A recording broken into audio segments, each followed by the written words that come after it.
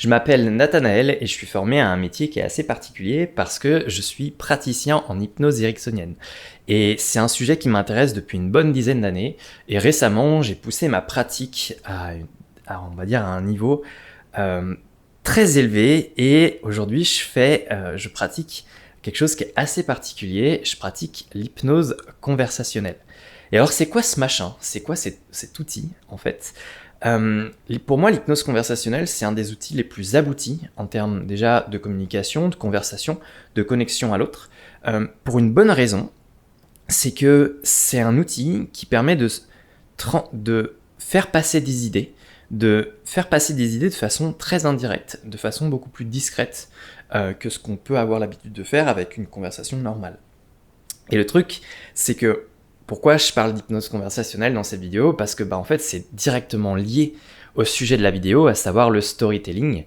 Et l'hypnose conversationnelle, c'est quoi au juste? En fait, l'hypnose conversationnelle, c'est l'art de raconter des histoires qui transforment les gens. Et comment on fait ça? Justement, c'est ce que je vais t'expliquer dans cette vidéo. Et je vais en plus de ça te faire une démonstration.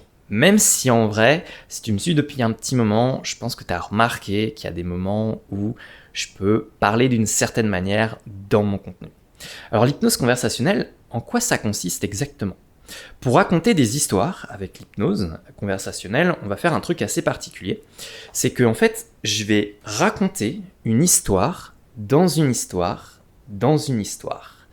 Pourquoi je vais faire ça? Parce que ça va permettre, en quelque sorte, de perdre un petit peu la conscience de la personne dans ce que je raconte. Et elle va se laisser embarquer un petit peu par mes différentes histoires, de telle façon à ce que je puisse en quelque sorte cacher des suggestions de changement dans tout ça. Et à la fin, je vais entre guillemets fermer, c'est-à-dire qu'en fait je vais terminer les histoires à la suite des autres, exactement comme je les ai ouvertes, dans le bon ordre en quelque sorte. Pourquoi on fait ça? Parce que ça permet quelque chose, ça permet de loger, en quelque sorte, placer des idées et des suggestions à une partie inconsciente chez la personne qui va m'écouter. Ce qui fait qu'à un moment donné, la personne, quand ces suggestions vont s'activer dans les prochaines semaines, les prochains jours, elle va avoir des changements qui vont s'installer et elle va pas comprendre d'où ces changements viennent. Ce qui fait qu'en fin de compte, on va en quelque sorte réduire le risque de résistance face au changement. C'est-à-dire que ce sera toujours plus intéressant, par exemple, que j'évoque des histoires de personnes et de gens que je connais, ou même ma propre histoire, de gens qui ont changé, plutôt que de dire à une personne « tu devrais changer ». Pourquoi? Parce que ça laisse le choix à la personne. On n'est pas vraiment sur de la manipulation, on est plus sur une forme d'influence. C'est une nuance qui me semble assez importante. Pourquoi? Parce que la personne, elle a le choix. C'est elle qui choisit comment elle va changer, même si on va légèrement orienter. Mais l'idée est là. Et pourquoi utiliser l'hypnose en plus de ça? Parce que, tu t'en doutes bien, avec l'hypnose, moi ce que je vais faire, c'est que je peux appuyer certains mots ou certaines intonations avec le son de ma voix, avec la vibration, voire même placer des silences à certains endroits pour que certaines idées passent beaucoup plus. C'est toute une subtilité et c'est quelque chose qui est vraiment très étonnant à utiliser. Par exemple, si j'ai envie de faire en sorte j'ai envie d'encourager une personne à partir voyager parce que je me dis que tiens, ce serait intéressant pour elle qu'elle fasse un voyage parce que ça lui permettrait de créer une transformation intérieure, plutôt que de lui dire directement « tu devrais voyager », je vais raconter des histoires de personnes que je connais ou même ma propre histoire à moi, où en fait, la personne en particulier, le personnage en quelque sorte de mon histoire, est parti faire un voyage, et ce voyage l'a transformé. Et je vais en fait donner des exemples pour que la personne elle ait le choix, ce qui va lui donner des idées. Et à partir de là, je vais légèrement orienter mon discours de telle façon à ce qu'en fin de compte, la personne, elle puisse choisir d'elle-même. Et ce sera toujours plus intéressant parce que ça va me permettre de aussi respecter le fonctionnement de la personne. C'est pour ça que ça va être super intéressant à l'utiliser.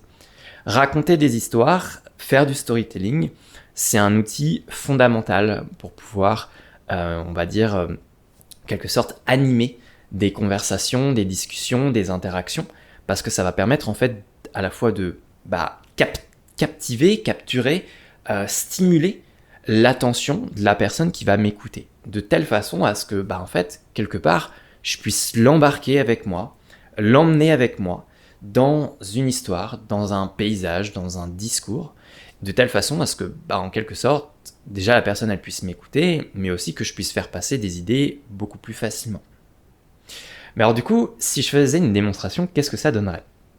Et je vais faire une démonstration avec l'idée de voyage, parce que c'est quelque chose qui me parle bien. En 2023, je suis parti faire un voyage de 4500 km en France, en vélo, à travers le nord-ouest de la France. C'est un voyage qui m'a pris à peu près 2 mois et demi, et je l'ai effectué en fait début 2023. Ça faisait un petit moment que je sentais que dans ma vie, j'avais besoin que les choses bougent. Il n'y avait pas grand-chose qui avançait, et je me disais... Il faut qu'il se passe un truc en fait. Et du coup, j'ai commencé à avoir l'idée d'un voyage en vélo. Et en plus de ça, c'est aussi une personne importante à moi qui m'avait parlé d'une idée aussi comme ça. Comme quoi, en fait, le fait qu'elle m'évoque ça, ça m'a aussi donné envie de le faire. D'où en fin de compte l'impact, tu vois, que ça a. Le fait de parler, parfois, simplement de certains sujets. Et en fait, j'ai relié ce voyage-là à un voyage intérieur. Et je me souviens que lorsque j'étais à Vannes, en Bretagne, chez mon grand frère, j'ai été logé en fait par un ami à lui, qui s'appelle Nicolas. Et quand j'étais avec lui, c'était un gars super chouette, très sensible, j'ai trouvé, c'était vraiment super bien de parler avec lui. Et quand je suis arrivé chez lui, il m'a logé, et vu que il savait que je faisais de l'hypnose, je lui ai proposé une séance d'hypnose en échange, vu qu'il me logeait gratuitement. Puis ça s'est passé super bien, en mode juste découverte d'hypnose, et en plus de ça, le lendemain, il m'a dit qu'il avait super bien dormi, alors que je m'y attendais même pas. Donc franchement, j'étais super content pour lui. Et le soir, on était dans son salon, et c'était la veille de mon départ, après être resté une semaine. Et là, on discutait, et puis Nicolas, il m'a posé une question que j'ai vraiment aimée, en fait. Il m'a dit, en fait, mais Nat, t'as une quête dans ton voyage. Et j'ai bien aimé sa question. Et en fait, j'ai pris le temps de lui répondre. Donc en fait, je lui ai raconté mon histoire. Et je voyais bien que quand il écoutait l'histoire de mon périple, de mon voyage, je voyais bien qu'il y avait des moments, il avait un peu les yeux perdus dans le vide. Du coup, il absorbait en fait ce que j'étais en train de dire. Et forcément, lui aussi, il associait. Je pense qu'il se disait, ouais, c'est super intéressant. Et je pense que ça a activé plein d'associations d'idées à l'intérieur de lui, par rapport aussi à sa propre histoire, lui. Et j'ai commencé à raconter mon histoire comme ça, et je lui ai raconté, en fait, je suis parti de Grenoble, parce que j'habite là-bas, je suis parti de Grenoble, et en fait, avant de partir, j'ai pris une séance d'accompagnement avec mon hypnothérapeute, parce que je sentais que j'avais besoin de travailler sur plein de trucs. Et avant de partir, en fait, j'ai laissé une lettre à mes parents, pour leur dire tout ce que j'avais besoin de dire, des choses qui étaient importantes pour moi, mais dont j'avais vraiment très peur de communiquer. Ça a été la chose la plus dure que j'ai pu faire dans ma vie, mais sûrement la plus utile. Et c'est sûrement la chose qui m'a fait le plus grandir. Et je suis parti donc de Grenoble, j'ai rejoint après donc Lyon, Mâcon, la Saône, puis après j'ai rejoint la ville de Bourges. Alors pourquoi j'ai rejoint la ville de Bourges ? Parce que en fait en 2021, j'avais rencontré une personne, sûrement la personne la plus importante de ma vie. Et c'est une personne qui m'a énormément bouleversé, qui m'a énormément marqué. Je suis resté plusieurs mois avec cette personne-là. Et puis après, finalement, on s'est séparés, ça s'est pas passé comme prévu, malheureusement, même si cette relation m'a beaucoup impacté. Et en fait, je suis repassé à Bourges parce que j'avais rencontré cette personne là-bas en 2021 pour la première fois, et j'avais besoin de me reconnecter déjà à des souvenirs pour comprendre ce que j'avais vécu, et pour essayer de grandir et de me détacher de ça. Et donc, d'une certaine manière, mon voyage, c'était un peu aussi l'opportunité de faire le deuil de cette relation. Et la veille de mon arrivée à Bourges, j'étais en bivouac et j'ai envoyé un SMS à mes parents pour leur demander de lire ma lettre, tout simplement. Et après, j'ai éteint mon téléphone. J'avais très peur de leur réaction. J'avais très peur de voir la réponse. Et ça m'a beaucoup travaillé. Et le lendemain, quand je me suis réveillé, à un moment donné, j'avais besoin de rallumer mon téléphone pour le GPS, vu que je faisais un voyage en vélo et qu'à un moment donné, j'avais besoin de me repérer. Et quand j'ai vu la réponse, ultra bienveillante, ultra accueillante, ça m'a fait un soulagement énorme, et j'en ai pleuré à grosses larmes pendant 20 bonnes minutes. Ça a été l'expérience la plus dure que j'ai pu faire dans ma vie, mais ça a été l'expérience la plus utile que j'ai pu faire et ça a été un vrai travail au niveau identitaire. Et il y a une phrase que j'aime bien de Joseph Campbell, c'est que la grotte dans laquelle on redoute d'entrer, euh, en fait, elle contient les trésors que l'on convoite, et c'est quelque chose qui me parle beaucoup. Et une fois que j'ai vécu ça à Bourges et que j'ai pris un peu le temps pour me remémorer ce que j'avais vécu avec la personne la plus importante à ce moment-là de ma vie, j'ai continué mon voyage dans le Loiret, euh, en dessous de Paris, entre Pithiviers et Malesherbes. Pourquoi ? Parce que en fait, j'ai vécu dans un village là-bas, entre 95 et 2001. J'avais besoin de me reconnecter à mon enfance, tout simplement, pour comprendre plein de choses sur moi. Et pareil, il y a eu beaucoup de larmes, beaucoup d'émotions. J'ai revu même l'ancienne maison où j'avais habité, et j'ai même pu discuter avec une dame qui se souvenait de ma famille 24 ans après, et ça a été un vrai voyage dans le temps à ce moment-là. Après cette partie-là, je suis remonté vers Mantes-la-Jolie, au niveau de la Seine, là où j'avais passé 1 mois et demi avec justement cette fameuse personne. Et je l'ai revu cette personne-là parce que j'avais besoin de dire beaucoup de choses, de partager certaines choses, de faire le point aussi avec cette personne-là. C'était vraiment pour moi le moyen de faire le deuil, en fait, de ma relation. Et après ça, j'ai pu vraiment, en quelque sorte, repartir sur la route, complètement en paix avec moi-même.